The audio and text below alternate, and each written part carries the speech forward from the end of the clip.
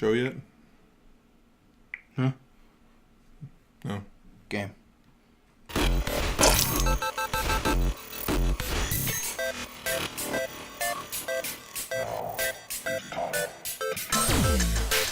got it? Thank you. Hello, and welcome to Orc Rogues, where we talk about all things nerdy, geeky, and just plain fun. My name is Thomas, and this is Derek. I'm Batman. Batman. Yeah, it's kind of close. Okay. No, not really. Anyways, thank you all so much for joining us Oh, today. we did that for 2 movies. I don't know, man. But yes, thank you all so much for joining us.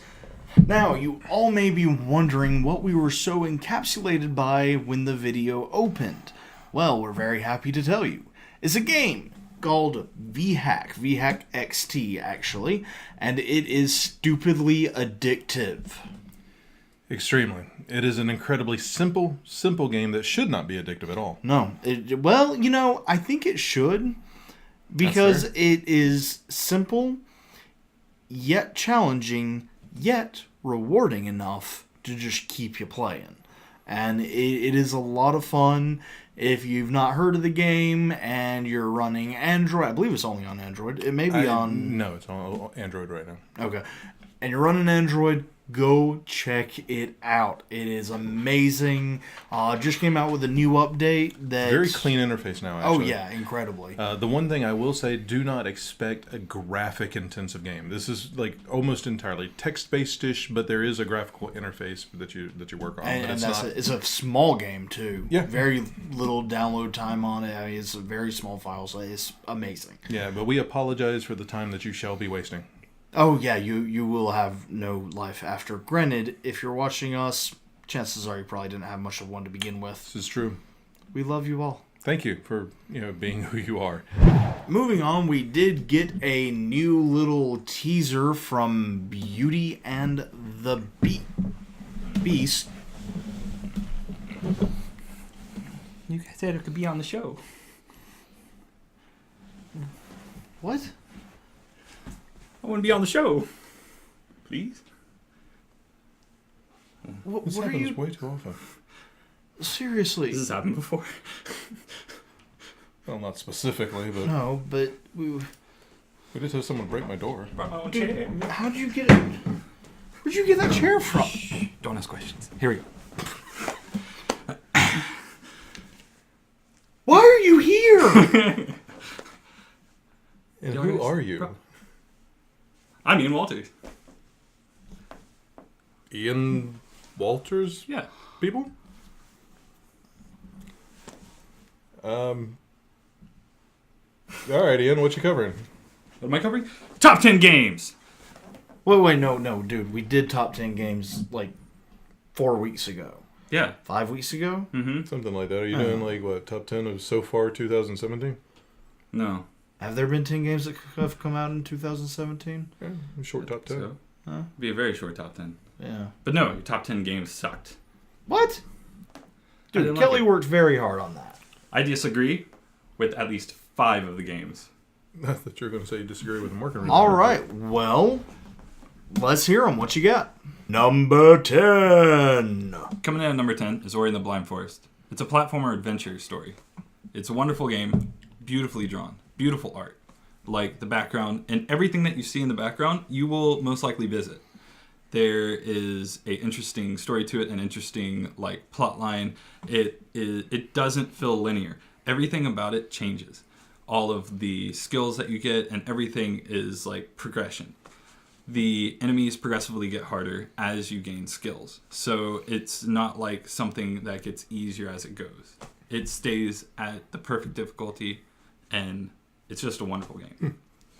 Number 9. Coming in at number 9 is The Witness. Wonderful puzzle game. Like, just blew my mind how good it was. Super cheap game, but wonderfully like fun and entertaining, and easily one of my favorite puzzle games. It's up there with The Mist.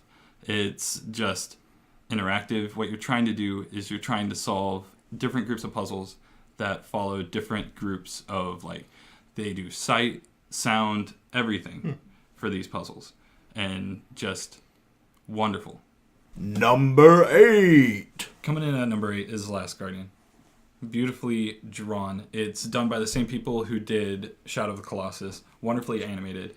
Like a wonderful puzzle and adventure. And the whole idea of the game is you found one of the last guardian, and you have to travel out of these wastelands. Number 7. I would have to say number 7 is the Uncharted 4 The Thief's End. Wonderful tie-in, ties up all loose ends, like just beautifully done. Done with the new PlayStation 4, 1080p, just done wonderfully, beautifully. Just you'd have to play it for yourself. Number 6. Coming in at number 6 is Doom, of course. Back in high school, like middle school, I played a lot of Doom 2. Super fun. Had a blast with it. The new Doom takes a lot of like the old feel of the game and brings it to a new modern age of like graphics. Of course, back in the day it was a vertical shooter where you just point and shoot, and now they did it with the X and the Y axis. A lot of fun. A blast to the past, and just a great game. Number 5. Number 5, coming in at number 5 is The Witcher 3. The Witcher 3 is a wonderful fantasy adventure game. Just great. Like, one of the best combat fighting games I have played in a long time. Number 4. Number 4 is Dark Souls 3. Dark Souls 3 takes the aspects of Demon Souls, the predecessor before the Dark Souls games, making it hub world, while also leaving the ideas of Dark Souls 1 and Dark Souls 2, where they are a free roam game where you can go travel around. It is not level based, and just wonderful combat style, wonderful just gameplay. Everything about it is just perfect. If you take the entire Dark Souls franchise, freaking shove it all into one game and sprinkle a little bit of goodness on top, Dark Souls 3. Number 3. Coming in at number 3, Final Fantasy 15. Beautifully drawn game. If you wanted to drive around with a bunch of Japanese K-pop boy band people killing monsters, it's a game for you. It took all of the Final Fantasy games, all of the combat styles, and just honed in on it. Made it perfect. Made it a wonderful combat style. Made it a beautifully done, like, just fantastic game. Number 2. Coming in at number 2, and it was very close. Very hard for me to decide where I wanted to put it, number 1 or number 2. It has to be Titanfall 2. Like, wonderful game. The first Titanfall was a blast for the very first few months. But Titanfall 2, they did a lot better. They took that combat style and they made the multiplayer like a lot more fun, a lot more addicting, a lot more skill-based instead of just who had the highest level and the bigger gun. And they also added in, let's not leave this out, a story mode. The story mode is a lot of fun. Honorable mention. Our honorable mention was something that I wanted to put on the list as number 10, which was Pokemon Go. It took the nation by storm. It took the entire world by storm. Everybody running outside to go catch these Pokemon. If you saw like somebody seeing an Aerodactyl across the street, everybody ran over there to get it. Had people do Pokemon walks, go and stop by Pokemon stops to go and put down like Pokélures. Just fantastic game. Got a lot of people out of the house and meeting people. Just a blast. Number 1. Number 1 is a no-brainer. Everybody, say it with me. Overwatch. Like Overwatch. Overwatch. Overwatch. The overlords have spoken. Blizzard, may you bestow your light upon us. But no, like Overwatch. Literally, Overwatch had. Oh, okay. We're gonna do this now. Words are hard. Go ahead. It's Overwatch. It's Overwatch. It's Overwatch. All right, like just 10 out of 10. It's a great game. It's a lot of fun. 9.8. 9.8. You give it a 9.8? Yeah, 9.8. It's a Blizzard game. It's a Blizzard game. 10.1. Yeah. The cinematics are a 10 out of 10. It should have been a movie. They wanted it to be a movie. Did you know that? I did not know that. Yeah, at first they wanted it to be a movie. Oh. and then they made it into a game. I think the movie would have been awesome. To be fair, I think we can jump in. The cinematics for Blizzard is... They're That always is true. They are always perfect. Oh my god! Honestly, they're always perfect. You get cold chills every time you watch them. The very first time that I played World of Warcraft, I was like, "Oh, amazing!" There's like a freaking dwarf with a shotgun, and then there's a bear that like hurls over the mountain. It like shows. So, anyways, the dwarf and thank the you for druid. joining It us, just Ian. sticks We'll see with you me. later. You know exactly what I'm talking about. I do. That was actually a great cinematic. Yeah. Hello. Save me! Help me! No! Thomas! No! I want to be on the show! No! So thank you for that top 10 list of games from 2016. Did you know him? Who was that? Ian? Is that what he said his name was? Or Ian? Maybe. I'm guessing Ian. How did he get in here?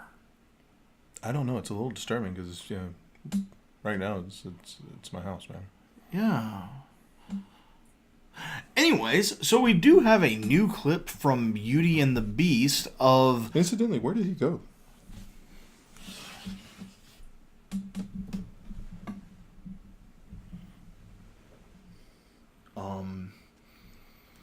It's kind of disturbing, but anyway. Was Ian a ghost? I got nothing. Was Ian a ghost? Ruh-roh. So yeah, new clip from Beauty and the Beast with Emma Watson Singing. There goes the baker with his tray, like full waves. The same old bread and rolls to some. with other people. Singing. And they were singing the opening number from Beauty and the Beast, Belle. And the only person who shouldn't have been singing the number... I'm sorry, that's too mean. I shouldn't pretty mean. say that. It's pretty mean. Emma It's not Watson is a entirely wrong. lovely actress, and she sounds absolutely amazing other than the issues that we've talked about before. Yeah, pretty much. One thing that neither of us are clear on, I think I mentioned this time, I really don't know that people that are not, musically inclined or that have experience in theater and chorus and all those sort of things, they might not notice it. Yeah, I mean, they really might not. And it's kind of like I said the last time we talked about her singing. It's not going to ruin the movie. And we know it's not going to ruin the movie now because we've seen clips of the other actors singing in it, and it doesn't have the same problem.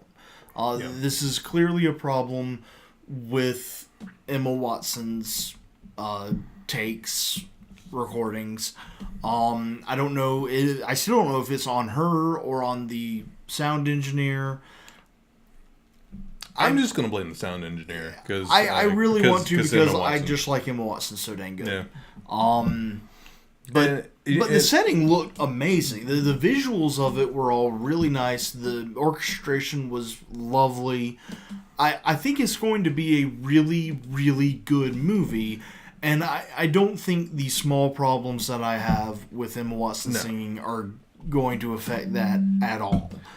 And I mean, you're right. It's not. I really don't think a lot of people are going to notice. I mean, that may be true. We both have experience in chorus or theater and other things like that. But I mean, what we saw, like the acting portion that she did was phenomenal. Was flawless. Yeah, I mean, and even the bits with her singing, like her interactions with the things around her. And all that sort of stuff was flawless. I mean, I think it was really, really good. All right, and I loved like at the very end of the little trailer with Emma Watson. She's sitting there and singing, and it's pretty good. But all the acting's beautiful, and then there's like an alien that just burst out of her chest. Yeah, it was great. Actually, I love that they did that and led into the prequel teaser for Alien Covenant. Which is honestly the best segue we could come up with. Yeah, really. No. I mean, you try to go from Beauty and the Beast to Alien. challenge. Go for it. It doesn't work. No, it really doesn't. It doesn't. So we are heading into Alien Covenant. There is a really wonderful kind of clip, I think. You know, honestly, no aliens. No aliens. It's very kind of relaxed, sit down, party type vibe to it. All the crew that are going to colonize this new planet are just having a good time before they go into their deep sleep, their cryo sleep, or whatever it was they called it. And it looks like it's going to be an interesting movie. It's going to have some really interesting relationships between the different members of the crew. The problems in... Because I imagine they're going to... Well, do you think they're going to get to the planet, or do you think the alien attack's going to happen before that? That's actually... I don't know, and I haven't seen anything that I think it might happen before they kind get of one there. way or the other. I think you may be right. And, you know, the really cool thing is the... like, in this thing, like you said, I mean, it's just interaction. So we get to see in this clip, which is not short. Like, I mean, what is it? Like 4-5 minutes? About 5 minutes, yeah. You know, which, I mean, it's a pretty good little cross-section of the movie. But you get to see all the interactions between the people. I could be wrong, but I believe we get to see the android in there. Who is that supposed to be an android? It doesn't say for sure, but he acts like one. I mean, come on. Yeah, I got a very Data vibe from him. Very Data vibe. So, and was he the science or doctor? It's kind of what it seemed like. I don't know that it said. Because, I mean, he's giving out medication and has a beautiful moment where he just slugs the fool out of somebody in apparently the futuristic version of the Heimlich maneuver. Which is just a punch to the back. Yeah, it's actually kind of terrifying. It is. Just his movements and all that kind of stuff. And actually, in the past Aliens, the androids usually are... They haven't always been, but usually they're in some kind of scientific, doctorish kind of roles. Yeah. It's going to be an interesting movie to see. I think it's going to feel much more like some of the older Alien movies, and I'm kind of excited about it. It had that vibe. It really did. Like, did you watch the original Aliens? Or Alien? Okay. Yeah. Mm-hmm. Do you remember, like, I mean, they open, actually, with them, like, around a table, or actually they're getting up, I think, but they go have, like, breakfast and kind of hang out and chat and all that kind of stuff. And this had very, very much that vibe.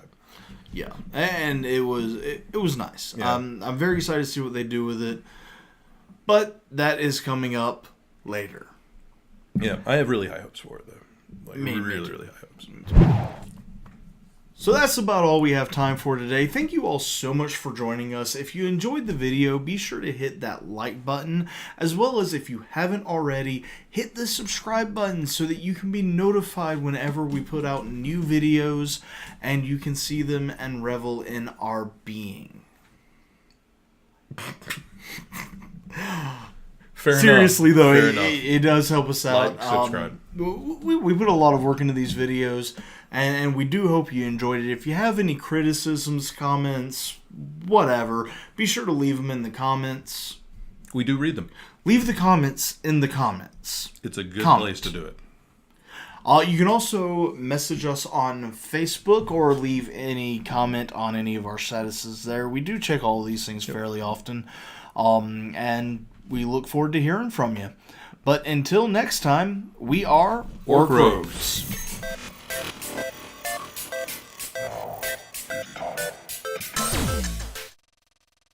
We are Orc Rogues. My name is Jeff.